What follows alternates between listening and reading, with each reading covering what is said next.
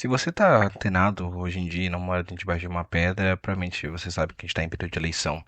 O que significa que o que mais iremos escutar agora dos políticos na nossa TV ou no nosso celular ou pelo Instagram, que é muito mais fácil, é a defesa dos direitos da Constituição Federal. Que, bom, muitas pessoas sempre escutaram o quesito mais simples, direito à moradia, direito à saúde, direito à educação, que, vamos ser bem sinceros, aqui no Brasil nunca teve isso.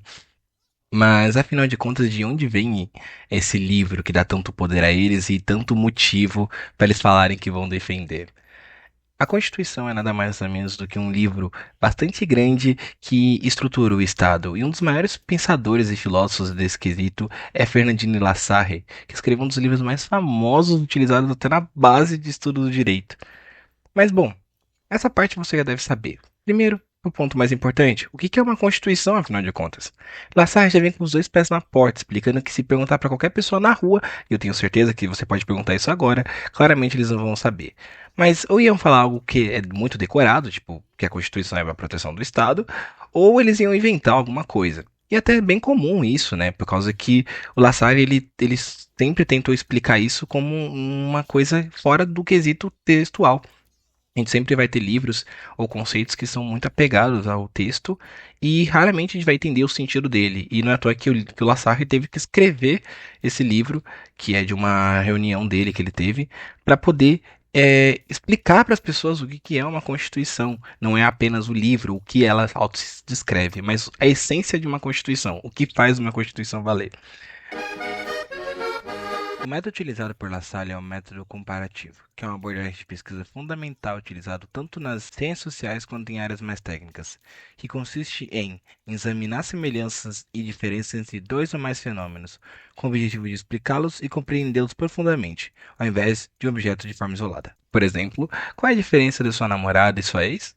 Nenhuma, você não tem nenhuma. Afinal, você está vendo um vídeo sobre Constituição às 3 horas da manhã, então provavelmente você não tem namorada. Mas, agora que você está aí no seu quarto, abraçado bem forte na sua almofada de anime, vamos aprender um pouco mais e entender melhor qual é a diferença entre uma Constituição e uma lei.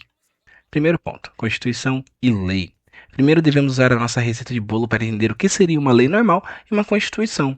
Quando temos alguma alteração, surgimento de lei, aceitamos e até criticamos algumas vezes, mas em sua grande maioria nem sabemos se saiu uma lei nova hoje ou ontem. E vamos ser bem sinceros que a gente não sabe nem quando surge uma lei nova, já que essas coisas aparecem mais em seus sistemas nacionais, então a gente tem que sempre ir procurando, nunca aparece, ou quando aparece é como a lei Felca, que do nada estoura nas redes sociais, e aí passa, a gente tem noção que elas acontecem. Porém, uma Constituição é algo mais sério, ao ponto que o país fica olhando enquanto o legislativo se torna um campo de batalha para fazer apenas uma emenda constitucional. Um exemplo comum que podemos usar é que a Constituição ela é a fundação de uma base de uma casa, enquanto uma lei é o tijolo sem reboco ou telhado de madeira que você deve ter na sua casa. Exemplo, imagina que você está na sua Pop 100, querendo chegar num lugar, não tem a rua e a rua muda o tempo todo. A Constituição, em essência, deve estruturar o Estado, criando e definindo conceitos e limites e moldando aquilo que chamaremos de Estado. É o livro que ensina como se cria um país. Opa, opa, opa. Antes da gente continuar falando sobre a Constituição, queria pegar um pouco desse tempo para poder falar de uma instituição muito importante e que eu tenho certeza que muita gente ainda não sabe o que é em sua origem, mas que podemos ver na TV e no nosso Instagram. Claramente, se ele não tiver bloqueado o Instagram. O STF, o Supremo Tribunal Federal, tem como objetivo zelar e cuidar de quaisquer problema que envolva a Constituição e qualquer problema que envolva um ferimento constitucional. Assim, a Constituição dá poderes máximos para que eles evitem um problema na fundação do Estado. Então, quando falamos da Constituição, a gente tem que entender que ela é o livro base de uma estrutura de país. Então, quando, caso um dia, tomara que isso não aconteça, o país acabe ruindo ou quebrando, não que seja muito difícil isso, né? Já que a gente vive na linha entre, entre uma anarquia, a Constituição ela é o molde principal do país.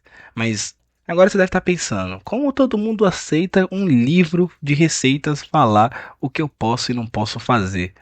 Bom, isso é uma ótima pergunta e falaremos dos fatores reais de poder Os fatores reais de poder representam a força ativa da sociedade. São as instituições que acabam controlando todo o Estado e acabam gerindo o Estado como um todo, que sem a delimitação e a ordenação da Constituição, delimitando seus poderes e direitos, podem acabar colapsando a própria sociedade pelas vontades próprias daqueles que controlam ela mesma. Mas ok, agora você entendeu muito bem o que é fatores reais, o que é uma Constituição.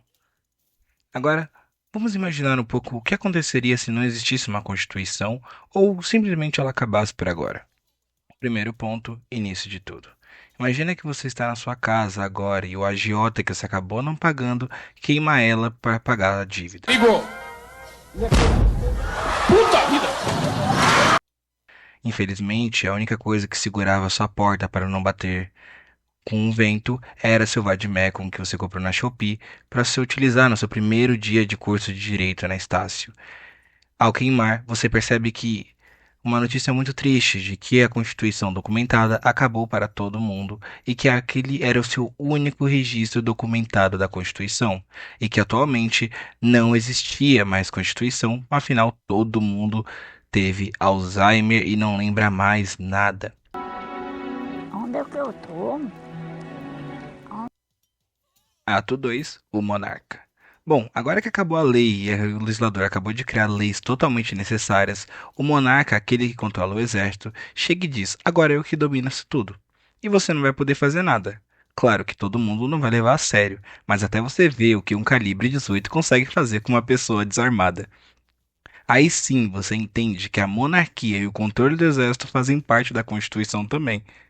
Ato 3, a oligarquia. Agora que você já entendeu que era melhor ter pagado o agiota do que ter sofrido agora uma queima de Constituição e um monarca maluco com um exército vir atrás de você e acabado escravizando todo mundo, chega a oligarquia. Grandes empresários e grandes banqueiros, amigos desse monarca,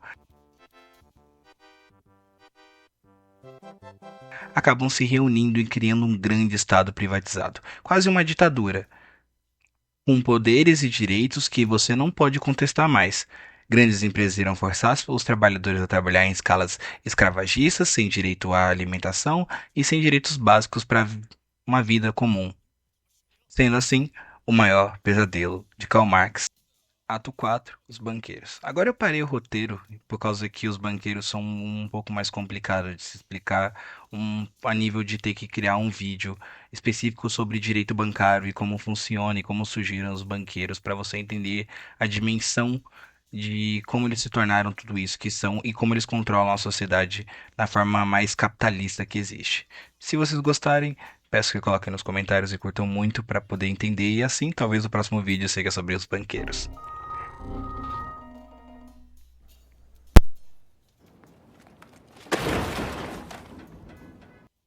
Ato 5, a Revolução.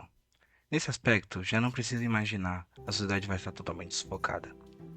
Com o passar do tempo, o trabalho se tornará mais degradante, menos direitos, menos dinheiro, menos capacidade de sociedade e mais trabalho escravo. Lassalle diz que mesmo no pior cenário, a elite não consegue tirar o fator fundamental da sociedade, a liberdade. Conquistada de vez, o povo se rebela. Se o quinto dia útil não cair ou trabalhar no feriado for realmente uma regra, o povo vira à frente de batalha. No fim, a Constituição escrita é só um símbolo. Se ela não descreve quem manda de verdade na cidade, ela é só uma folha de papel utilizada para qualquer meio político. No fim das contas, por que Lassalle gastou tanto tempo falando de reis, exércitos e banqueiros? Porque ele queria que você entendesse uma verdade que muita gente poderosa tenta esconder. Uma Constituição não é feita de cláusulas e tintas. A Constituição é o texto que reúne a esperança e a força viva de uma sociedade. Ela não é o poder máximo porque alguém decidiu que seria. Ela é o poder máximo porque existe um povo que acredita nela. Ela é o nosso pacto de sobrevivência.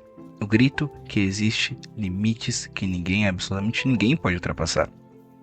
Se hoje o que você vê é apenas uma folha de papel sendo rasgada por canetadas, não é porque o texto perdeu valor, é porque nos convencemos a parar de acreditar na nossa própria força.